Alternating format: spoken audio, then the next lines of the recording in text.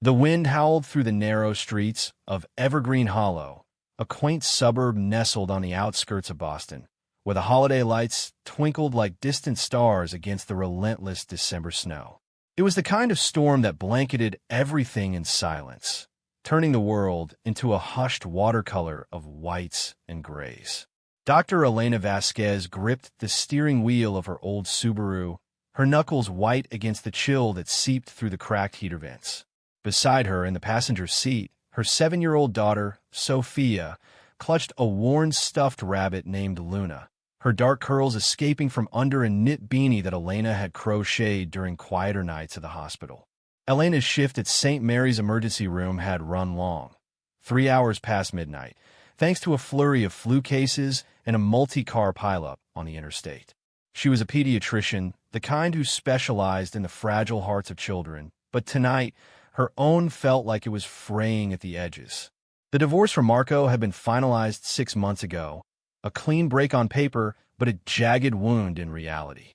He had the apartment in the city, the sleek job as a financial consultant, and Sophia's custody every other weekend. Elena had the 2-bedroom rental on the edge of town, the mountain of student loans from med school, and the bone-deep exhaustion of being both mother and provider. "Mommy, are we almost home?" Sophia's voice was small, laced with the drowsiness that came from being roused from the hospital's nap room at an ungodly hour. She peered out the window, her breath fogging the glass, tracing patterns with her finger, a heart, a star, a rabbit. Now, exhausted and freezing, Sarah stood before the only house with lights still glowing warmly through the windows. It was a large, elegant colonial-style home, the kind that belonged in magazines, with a wraparound porch and twinkling holiday lights strung along the eaves. She knew the owner vaguely, Alexander Hale, a successful architect whose son, Noah, attended the same daycare as Mia. They nodded politely during pickups, exchanged brief comments about the weather or the kids' antics. He was always impeccably dressed, driving a sleek black SUV, and rumors at the daycare painted him as a devoted single father after losing his wife to cancer 3 years prior. Sarah hesitated on the porch, her breath coming in visible puffs. Pride warred with desperation. She had no right to impose on him, a near stranger. But Mia was shivering violently now, her little whimpers piercing Sarah's heart like knives.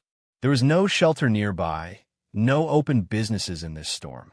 This was their only chance. Gathering what little courage remained, Sarah shifted Mia's weight and knocked firmly on the heavy oak door. The sound echoed faintly against the howling wind. Minutes passed, or perhaps only seconds that felt like eternity. Then, the door swung open, revealing Alexander Hale in casual attire. Gray sweatpants and a soft wool sweater, his dark hair tousled as if he'd been relaxing by the fire. His blue eyes widened in recognition, then filled with immediate alarm as he took in the sight of Sarah and Mia, snow-covered and trembling. "Sarah," he said, his voice steady but laced with concern. "What on earth? Come in quickly." He stepped aside without hesitation, ushering them into the welcoming warmth of his home. The foyer was spacious, with hardwood floors and a grand staircase leading upstairs. The air smelled of pine from a massive Christmas tree in the adjacent living room, and something baking, cinnamon perhaps. Sarah stumbled inside, tears freezing on her lashes. "I'm so sorry," she stammered, her voice breaking. "I didn't know where else to go. My car broke down. We were evicted today. The storm. Mia's so cold. Please, just for tonight. I can sleep anywhere. The couch, the floor. I promise we'll be gone by morning." Alexander closed the door against the gale, his expression softening into quiet resolve. "Don't apologize. You're both freezing. Let's get you warmed up first, then we'll talk." He reached out gently, taking Mia from Sarah's numb arms. The little girl stirred, peeking out with wide, frightened eyes, but Alexander's calm demeanor seemed to soothe her. Mia, remember me? I'm Noah's daddy. You're safe now, sweetheart." Mia nodded shyly, burying her face again, but this time in relaxation rather than fear. Alexander draped a thick throw blanket from a nearby bench around Sarah's shoulders, then led them into the living room where a roaring fire crackled in the hearth. "Sit here," he instructed, guiding Sarah to a plush armchair close to the flames. He settled Mia on the sofa with another blanket, tucking it around her carefully. "I'll make some tea and hot cocoa, and I'll find dry clothes." Sarah protested weakly. "You don't have to." "Yes, I do," he replied firmly, but with kindness in his tone. "No arguments." As he disappeared toward the kitchen, Sarah allowed herself to sink into the chair, the heat seeping into her bones for the first time in hours. The room was beautifully decorated.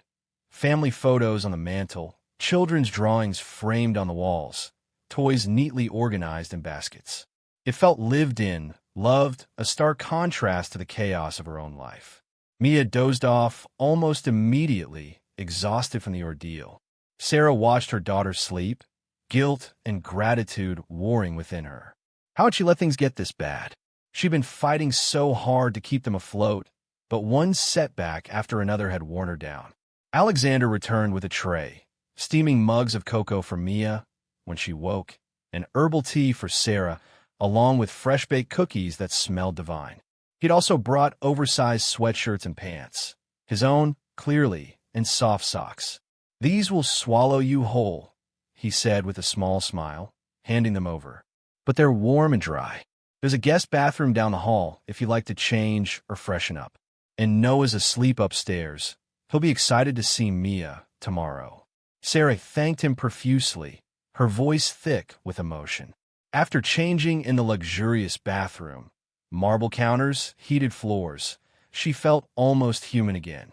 When she returned, Alexander had roused Mia gently and helped her with her cocoa, the little girl now perched on his lap, sipping contentedly.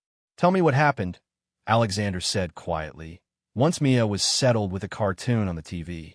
Haltingly at first, then in a rush, Sarah poured it all out. The eviction notice, the mounting bills, the car failing in the storm, the fear of child services getting involved if they were found homeless. "I tried calling friends, family, but everyone's scattered or struggling themselves. I remembered you lived around here from daycare chats. It was stupid to come here, but Mia needed shelter." Alexander listened intently, no judgment in his eyes, only empathy. "It's not stupid. It's brave. You put your daughter's needs first. That's what good parents do." He shared a bit then, too. "After Emily, my wife, passed, I was lost. Noah was just a baby. Friends drifted away because grief makes people uncomfortable. But a few showed up, brought meals, sat with me in silence. It taught me that we all need help sometimes. Life doesn't come with guarantees." Sarah nodded, tears spilling over. "Most doors I knocked on earlier, no one answered." "Then they missed the chance to do something decent," he said simply. "You and Mia are staying here tonight. Guest rooms upstairs, proper beds, clean sheets. Tomorrow, we'll sort the car, the apartment situation, one step at a time." Over the next hour, as the storm raged outside, they talked more. Alexander prepared a simple but hearty dinner, soup and grilled cheese, comfort food that warmed from the inside out. Mia ate heartily, chattering about Noah and daycare, her fear forgotten in this safe haven. Later, after tucking Mia into a cozy guest bed, complete with stuffed animals borrowed from Noah's collection, Sarah joined Alexander downstairs for a nightcap by the fire, non-alcoholic cider, at his thoughtful suggestion. "I can't thank you enough," she whispered. "You don't have to keep saying that," he replied. "But if it helps, what if you stayed longer? Not charity. The house is big, too big for just Noah and me. He adores Mia. They'd be like siblings. You could help around here, watch Noah sometimes when I have late client meetings. In return, stability for you both while you get back on your feet." Sarah stared into the flames. "Why would you do that? We barely know each other." "Because I know what rock bottom feels like," he said softly, "and because Emily would have done the same. She always said home is for sharing, especially when someone's in need." After a long pause, Sarah nodded. "I'll think about it. But thank you for the offer." The days turned into weeks. Sarah accepted temporary stay, contributing by cooking meals, helping with housework, and babysitting Noah. The children thrived together, playdates turning into daily adventures, building forts, baking cookies, decorating for the holidays. Alexander helped tow and repair Sarah's car, a generous loan covering costs. connected her with resources for housing assistance, and even encouraged her nursing studies, offering quiet evenings for her to study while he handled bedtime. Slowly, barriers crumbled. Late-night conversations by the fire revealed shared laughs over parenting mishaps, deep discussions about loss and resilience. Alexander admitted the loneliness of widowhood. Sarah confessed the exhaustion of single motherhood. They found solace in each other's company. One evening in early spring, as cherry blossoms bloomed outside, Alexander took Sarah's hand during a walk with the kids. This arrangement, it's become more than help. You brought joy back here, laughter, warmth. I care about you, Sarah, deeply, and I think maybe we could make this permanent. As a family. Tears glistened in her eyes as she smiled. I'd like that. Very much. Months later, they blended their lives fully. Sarah completed her courses, landing a nursing job. The children called them both Mom and Dad interchangeably. And on a warm summer day, under a gazebo in the backyard, Alexander and Sarah exchanged vows, with Mia and Noah as flower girl and ring bearer. In his toast, Alexander raised a glass. To the storm that brought you to my door. To the courage it took to knock. And to the love that grew from one act of kindness. Sarah squeezed his hand, whispering, "Thank you for opening it." Their story became a testament. That vulnerability isn't weakness, that help accepted can heal, and that sometimes the greatest families are forged not by blood, but by open doors and open hearts.